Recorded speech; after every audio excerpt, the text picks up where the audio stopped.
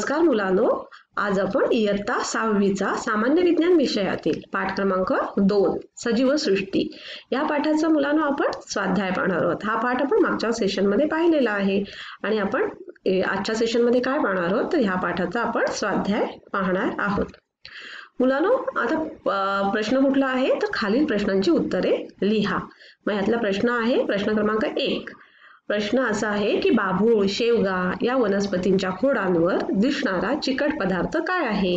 पाहिलेत का तुम्ही कधी बाभूळीचं झाड किंवा शेवग्याचं झाड? शेवग्याच्या झाडाला जर दगडाने तुम्ही खरचटलं तर त्याच्यातून काहीतरी पदार्थ बाहेर पडतो की नाही?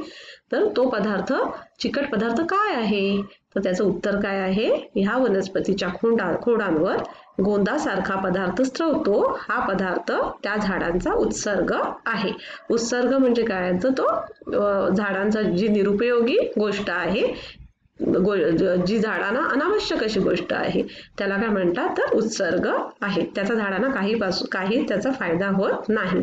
मग या झाडांना अनावश्यक असलेला हा उत्सर्जनामुळे खोडाच्या सालीतून बाहेर पडतो। मग कळलं तुम्हाला की बाभूळ, शेवगा या वनस्पतीच्या खोडांवर दिसणारा चिकट पदार्थ काय आहे?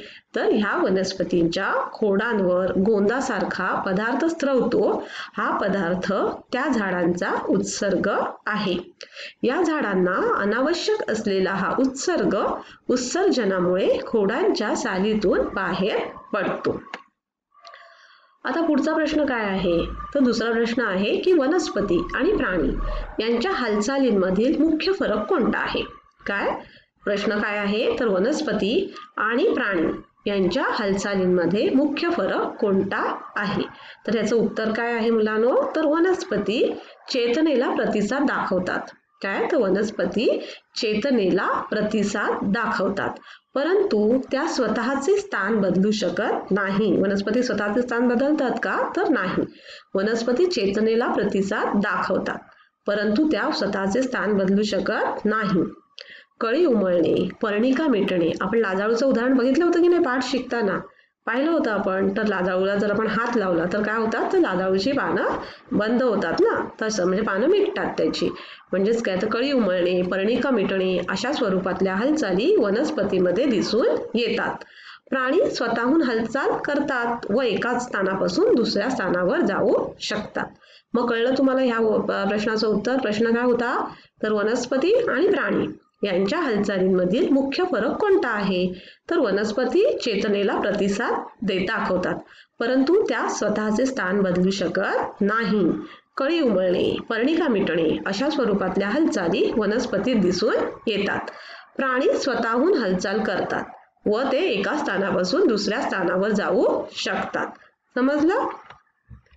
आता आपण पुढचा प्रश्न पाहणार आहोत मुलांनो, की हा प्रश्न आहे की विविध वनस्पती व प्राणी उपयुक्त किंवा अपायकारक कसे आहेत याच्याबद्दल आपल्याला माहिती विचारलेली आहे। काय प्रश्न आहे तर विविध वनस्पती व प्राणी उपयुक्त किंवा अपायकारक कसे आहेत याच्याबद्दल सविस्तर माहिती लिहा, असा हा प्रश्न आहे। मग त्याचं उत्तर काय पाहणार आहोत आपण? तर त्याचं उत्तर असं आहे की आपल्या सभोवतालच्या परिसरात वेगवेगळे वनस्पती व प्राणी असतात। कळलं? आपल्या सभोवतालच्या परिसरात काय तर वेगवेगळे वनस्पती व प्राणी असतात। त्यातले काही प्राणी आपल्यासाठी उपयुक्त असतात। आपल्याला ज्यांच्यापासून काही फायदा मिळतो असे प्राणी आपण पाळतो। कळलं ना? ज्यांच्यापासून आपल्याला काही फायदा मिळतो, म्हणजे आपण कुत्रा पाळतो की नाही मुलांनो? कुत्रा आपल्या घराचं रक्षण करतो, गाई म्हशी पाळतो, आपल्याला दूध मिळतं त्यांच्यापासून। बैल पाळतो कारण तो बैल आपल्याला नांगरणीसाठी उपयोगाला होतो। घोडे पाळतो, ते आपल्याला वाहतुकीसाठी उपयोगी पडतात। मग ज्यांच्यापासून काही फायदा मिळतो असे प्राणी आपण पाळतो। तर जे उपद्रवी अपायकारक प्राणी असतात त्याच्यावर आपण नियंत्रण ठेवतो। आपण जे उपद्रवी प्राणी असतात जसे की उंदीर, घुशी, मग त्याच्यावर आपण नियंत्रण ठेवतो। याचप्रमाणे आपल्याला अन्नधान्य देणाऱ्या वनस्पतींची आपण लागवड करतो। कळलं? जसे प्राणी आपल्याला अपायकारक असतात आणि उपयुक्त असतात, तशा वनस्पती सुद्धा आपल्याला अपायकारक आणि उपयुक्त असतात। म्हणजे काय, आता तर काही वनस्पती आहेत त्या धान्य देणाऱ्या वनस्पतींची आपण लागवड करतो आणि पुन्हा तण आणि गाजर गवत अशा अनावश्यक व अपायकारक वनस्पतींना आपण उपटून टाकतो। कळलं? आता उपयुक्त प्राण्यांचे कुठले कुठले प्राणी आपले उपयुक्त आहेत ते आपण त्याची माहिती आपण लिहिणार आहोत इथे. तर उपयुक्त प्राणी कोणते आहेत? तर शेती कामासाठी व वाहतुकीसाठी बैल, घोडा, याक, उंट, पुन्हा दूध देणारे गाई म्हशी, मांस देणारे बोकड कोंबडी, घरातले सवंगडी जसे की कुत्रा, मांजर, ही सारी प्राणी आपल्याला उपयुक्त आहेत. मग कुठले प्राणी आपल्याला उपयुक्त आहे त्याचं उत्तर काय आहे? तर शेती कामासाठी व वाहतुकीसाठी बैल, घोडा, याक, उंट, दूध देणारे गाई म्हशी, मांस देणारे बोकड व कोंबडी, घरातले सवंगडी म्हणजे कुत्रा, मांजर, ही सारे प्राणी आपल्याला उपयुक्त आहेत. आता अपायकारक प्राणी कुठले ते आपल्याला लिहायचं आहे, त्याचं उत्तर लिहायचं आहे. तर अपायकारक प्राणी कुठले आहेत? जसे की डास, माशा, पिसवा, उवा असे परजीवी कीटक रोगराई पसरवतात. काही कीटकांमुळे त्वचा विकार होतात. उंदीर, घुशी अन्नधान्याची काय करतात? तर नासाडी करतात. विषारी प्राणी म्हणजे साप, विंचू प्राणघातक ठरू शकतात.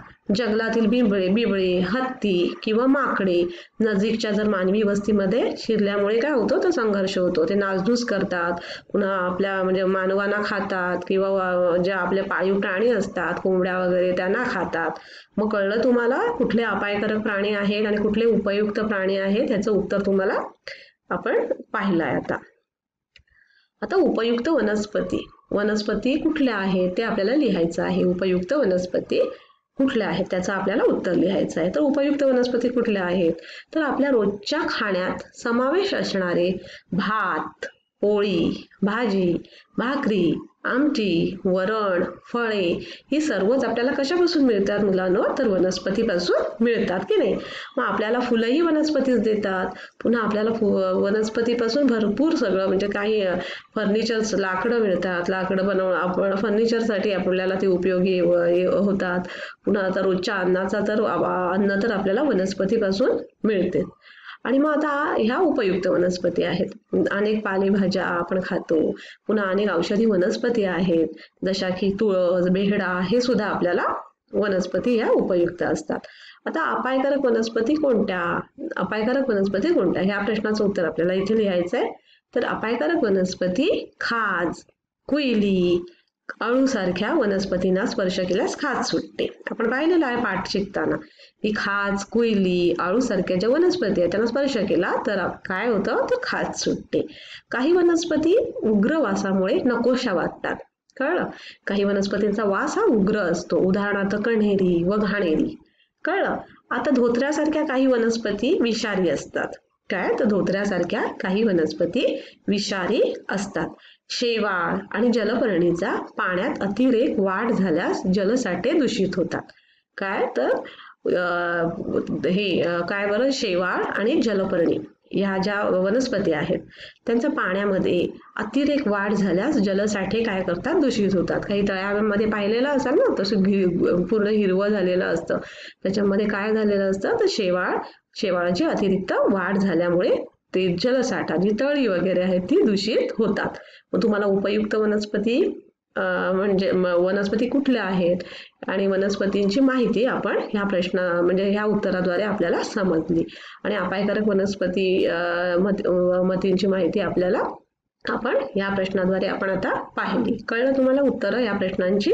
आता आपण काय पाहणार आहोत? आता आपण उपयुक्त वनस्पती कोणत्या आहेत याच्याबद्दल आपण माहिती तिथे त्या प्रश्नाचं उत्तर आपण पाहिलं. आता आपण ह्या प्रश्नाचं उत्तर पाहूया की उपयुक्त वनस्पती कोणत्या आहेत. आपल्याला वनस्पतींचा उपयुक्त म्हणजे वनस्पतींचा उपयोग कशा प्रकारे होतो ह्या प्रश्नाचं उत्तर आपण आता पाहणार आहोत. तर आपल्या रोजच्या खाण्यात मुलांनो समावेश असणारे भात, पोळी, भाजी, भाकरी, आमटी, वरण, फळे ही सर्वच वनस्पतीपासून मिळतात. आपल्याला फुलंही वनस्पतीच देतात. पुन्हा आपल्याला वेगवेगळी औषधं वनस्पतीपासून मिळतात. माहिती आहेत ना तुम्हाला? जसे की हरडा, हिरडा, बेहडा, तुळस ह्या सगळ्या आपल्याला औषधं कशापासून मिळतात? तर अडुळसा ह्या वनस्पतीपासून मिळतात. म्हणजे काही वनस्पती आपल्याला ह्या उपयुक्त असतात. आणि आता अपायकारक वनस्पती कोणत्या आहेत? म्हणजे ज्या काही विविध वनस्पती आहेत त्या आपल्याला अपायकारक असतात. त्या प्रश्नाचं उत्तर आता आपण पाहूया. तर खाज, कुईली, अळूसारख्या वनस्पती स्पर्श केल्यास खाज सुटते. म्हणजे अपायकारक म्हणजे काही वनस्पती आपल्याला अपायकारक कशा आहेत, या प्रश्नाचं उत्तर आपण आता पाहतोय. मग अपायकारक वनस्पती कशा आहेत? तर खाज, कुईली, अळूसारख्या वनस्पतींना जर स्पर्श केल्यास खाज सुटते. काही वनस्पती उग्रवासामुळे नकोशा असतात. उदाहरणार्थ कण्हेरी, घाणेरी, धोत्र्यासारख्या काही वनस्पती विषारी असतात. शेवाळ आणि जलप्राणींचा पाण्यात अतिरेकी वाढ झाल्यास जलसाठे दूषित होतात. म्हणजे आपण आता कुठल्या प्रश्नाचं उत्तर पाहिलं? तर कुठल्या विविध वनस्पती व प्राणी कसे उपयुक्त किंवा अपायकारक कसे आहेत, ह्या प्रश्नाचं उत्तर आपण पाहिलं. म्हणजे आपण उपयुक्त प्राणी पाहिले, उपयुक्त प्राणी आणि अपायकारक प्राणी, आणि तसे उपयुक्त वनस्पती आणि अपायकारक वनस्पती, या प्रश्नांची उत्तरं तुम्हाला समजलीच असतील. तर मुलांना आज आपण काय पाहिलं या पाठामध्ये? तर ह्या पाठाचा आपण स्वाध्याय पाहिला. सजीवसृष्टी ह्या पाठाचा आपण स्वाध्याय पाहिला. स्वाध्यायामध्ये आपण कुठले प्रश्न पाहिले? जसे की आपल्याला कुठल्या म्हणजे वनस्पती अपायकारक आहेत, कुठल्या वनस्पती आपल्यासाठी उपयुक्त आहेत, जसे की कुठले प्राणी आपल्यासाठी अपायकारक आहेत, कुठले प्राणी आपल्यासाठी उपयुक्त आहेत. धन्यवाद.